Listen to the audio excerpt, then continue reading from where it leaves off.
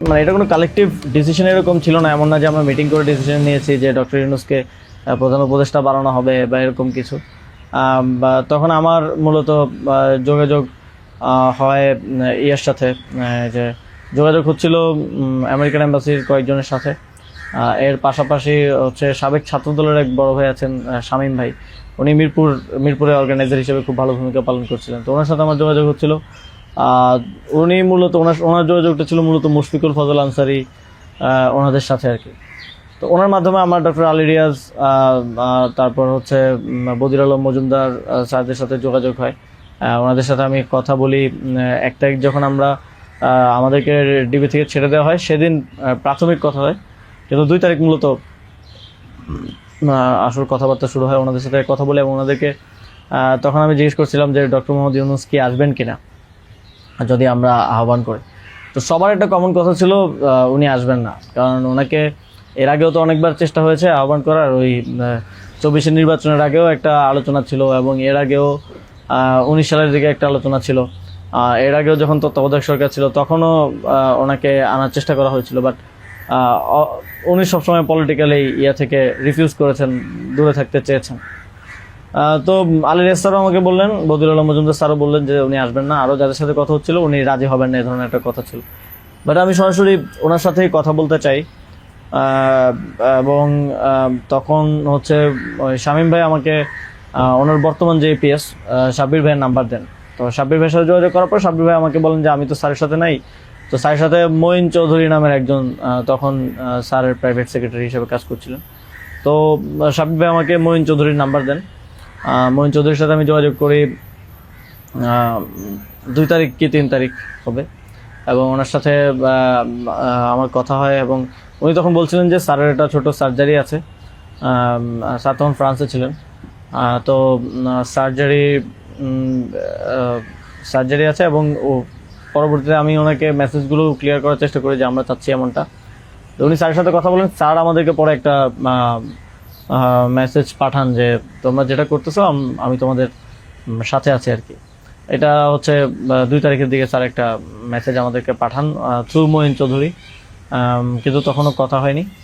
স্যারের সাথে আমার প্রথম কথা হয় হচ্ছে, মানে আমি বারবার ইনসিস্ট করছিলাম সরাসরি কথা বলতে, কারণ সবাই অনুৎসাহিত করতেছে যে স্যার আসবেন না, আদার অপশনস দেখার জন্য, প্রধান উপদেষ্টা হিসেবে অন্য কাউকে দেখার জন্য অনেক নামও আসতেছিল, অনেক নামও সাজেশন আসতেছিল।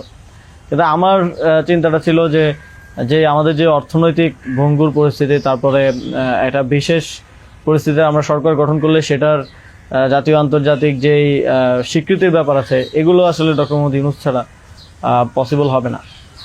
তো সেই জায়গা থেকে আমি বারবার যোগাযোগ করার চেষ্টা করি। পরে মঈন চৌধুরী স্যারের সাথে আমাকে কথা বলিয়ে দেন। সম্ভবত ওনার নাম্বার থেকেই প্রথম কথা বলা হয়, এবং স্যারকে আমি অ্যাপ্রোচ করার পরে স্যার আমাকে বললেন যে আমি হচ্ছে তোমরা অন্য কাউকে ভাবো। এটা সম্ভবত 3 তারিখ। স্যার বললেন যে, এবং স্যার কয়েকজনের নামও বললেন যে তোমরা ওনাদেরকে ভাবতে পারো। এর মধ্যে 2-1 জন আমাদের উপদেষ্টা পরিষদেও আছে এখন। স্যার বললেন যে আমার লাইফটা তো ডিফারেন্ট, আমি এখান থেকে আসবো কিনা।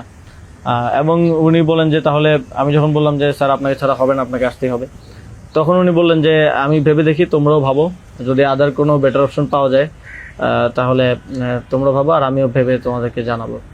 তো 3 তারিখ তো অনেক কিছু আনসার্টেন ছিল, এক দফা শুধু ঘোষণা হয়েছে, কবে পতন হবে, কবে আসবে, এটা আনসার্টেন ছিল। আমার মনে হয় এটাও ডিসিশন নেওয়ার ক্ষেত্রে একটা বাধা ছিল সে সময়। কিন্তু আমি যথেষ্ট, আমার মনে হচ্ছিল যে উনি ডিনাই করলেও he is to some extent positive, যেটা বাকিদের থেকে আসতেছে যে একেবারেই আসবে না এরকম। আসিফ স্যারও বলতেছিল যে আসবে না স্যার, রাজি হবে না। তো আবার আমার মনে হচ্ছিল যে এই লোকগুলো তো সবাই স্যারকে পার্সোনালি চেনে, তো ওনারা বলতেছে, কিন্তু আমরা আমি ইনসিস্ট করি, এবং আমি তখন আসলে বাকিদেরকে জানিয়ে রাখছিলাম যে আমার স্যারের সাথে যোগাযোগ হচ্ছে।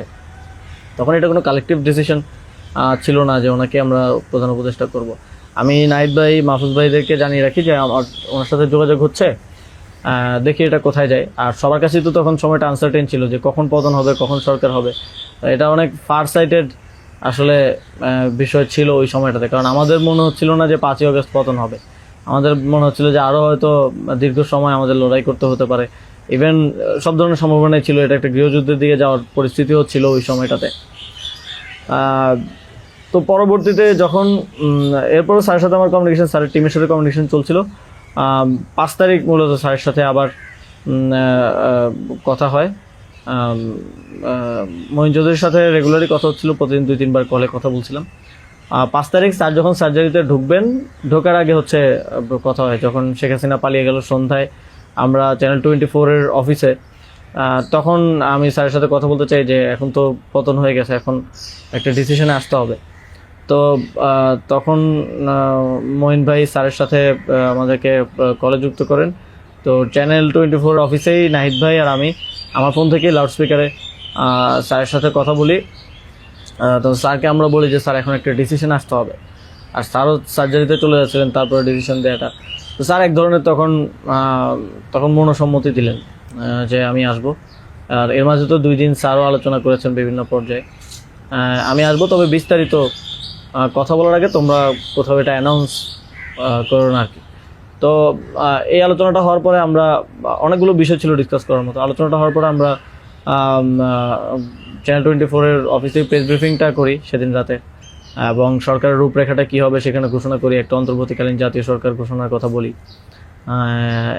এছাড়াও আরও রূপরেখাগুলো বলি যে রাজনৈতিক অংশগ্রহণ, তারপর সিভিল সোসাইটি, তারপরে অভ্যুত্থানের নেতৃত্বের অংশগ্রহণ, এই পলিসিগুলো আমরা সেখানে ঘোষণা করি। স্যারের নামটা ঘোষণা করা হয়নি।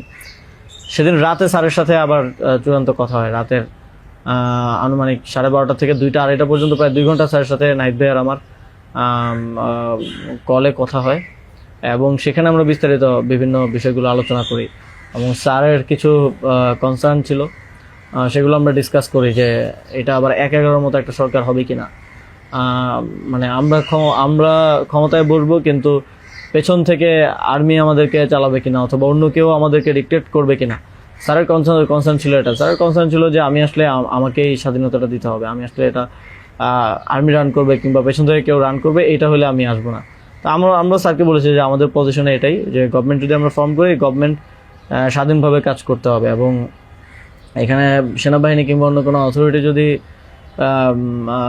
হস্তক্ষেপ করতে চায় সেক্ষেত্রে আমরা মাঠ থেকে সেটাকে চ্যালেঞ্জ করবো আর কি। তো এই ধরনের একটা নিশ্চয়তা স্যারকে আমরা দেই আমাদের এন্ড থেকে।